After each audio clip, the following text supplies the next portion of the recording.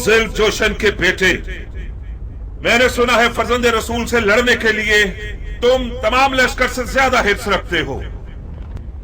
अगरचे तुम्हारा अमीर उमर साद रे की बादशाहत की आरजू में पैर मार रहा है, मगर मैं जानता हूं कि दिल से हुसैन के खिलाफ लड़ने पर माइल नहीं है।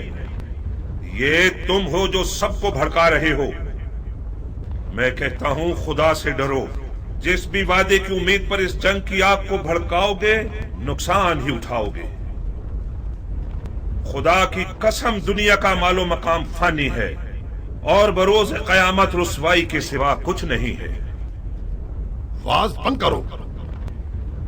तुम मैदान जंग में हो, मस्जिद के मिंबर पर नहीं। जबान चलाने के बजाय तलवार निकालो। हमारे लश्कर के पास इतना हौसला नहीं कि तुम्हारी ये बेहुदा बातें सुने। हाँ, तुम ठीक कहते हो। उन लोगों से बात करना फजूल है जिनकी तलवार उनके हाथों में मस्ती कर रही है।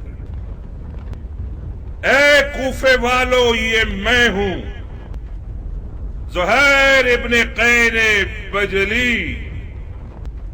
तुम में से ज्यादातर मुझे जानते हो या मेरा चर्चा सुन ही चुके होगे। ताजिर हूं और दुनिया के माल से बेनियाज हूं। मैं रसूल खुदा की खिदमत में पेश रहा हूं और चारों खुलफा के अदवार में कई लड़ाइयां लड़ चुका हूं।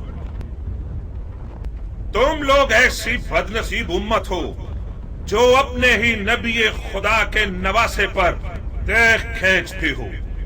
मैं इससे बढ़कर कोई गुनाह नहीं जानता। ए इब्न कैन, तुम तो आले अली से कोई मेलजोल ही नहीं रखते थे।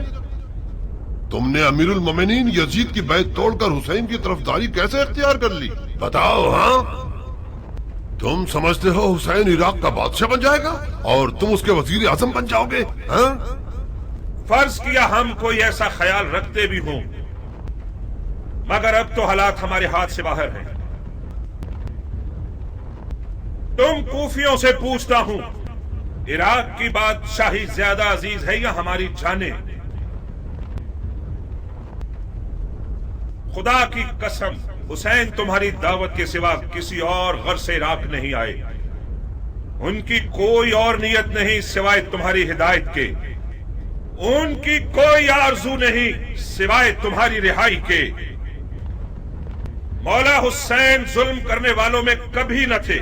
उन पर लगाए गए इल्जामात तोहमत के सिवा कुछ नहीं थे और यजीद की बैत कभी नहीं करेंगे। खामोश! सितमगर तुम हो और वो तुम्हारे बागी इमाम।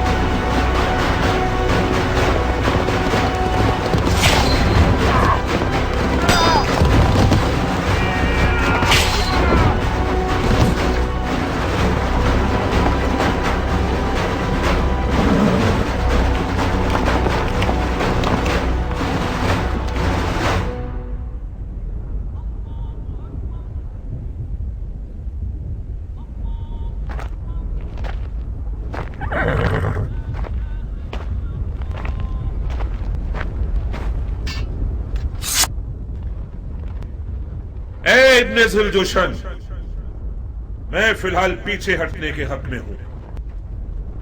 میرے مولا حسین نے قصد نماز کیا ہے. مصلحت سمجھ کر فی الحال وقتی طور پر جنگ روک دیتے ہیں. میں بھی اپنی نماز پڑھ لوں گا اور تم بھی کچھ سانس لے لو. ابن قین، جب دوبارہ میدان میں آؤ گے تو میں خود تمہارا گلا کاٹوں گا، موٹی گردن کو توڑ دوں گا. کاش ایک بار مردانگی دکھا کر اپنی بات کی لاج رکھ لو. میں نماز کے بعد تم سے لڑنے کے لیے میدان میں آؤں گا. وعدہ خلافی کرو گے تو کتے سے بدتر ہوگے. زہر نے نیزوں و تلواروں کے حصار کو توڑ دیا اور کسی پروانی کی طرح نماز عشق ادا کرنے آ گیا. گویا اس دن زہیر کا مقدر اتنا حسین تھا کہ اپنی آخری نماز عالم ملکوت میں رسالت مآب کے پیچھے پڑے.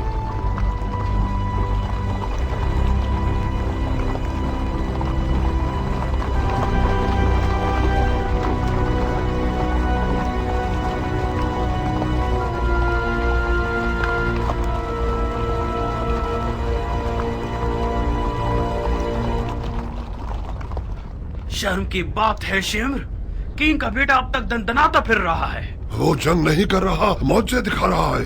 وہ بن باپ کا نہ جانے کون سا شہر کا دل رکھتا ہے. چیخ مارتا ہے تو لشکر والے اپنے آپ میں نہیں رہتے. کینگ کا بیٹا تو حسین کی چھوٹی انگلی ہے. ہاشمی جوانوں کا کیا کرو گے جو حسین کے خطرناک بازو ہیں؟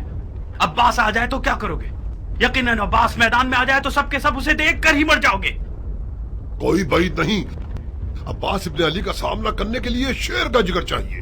یہ ایک پر ایک کی جنگ بہت ہو گئی، جنگ کو تمام کرو. میں کہتا ہوں پورے لشکر کے ساتھ خیموں پہ حملہ کر کے حسین کے شر کو مٹا دو.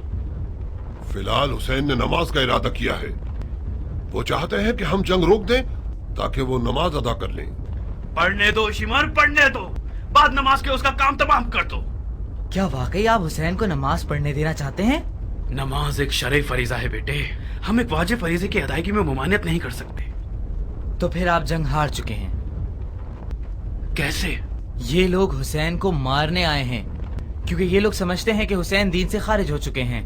جب یہ لوگ دیکھیں گے کہ حسین نے نماز پڑھنے کے لیے جنگ روکی ہے تو سمجھ جائیں گے کہ انہیں دھوکہ دیا گیا ہے. کیا پختہ رائے ہے؟ کیا ایسا نہیں ہے شمر؟ جی ہاں، شہزادے کی رائے بہت ظریف اور گہری ہے.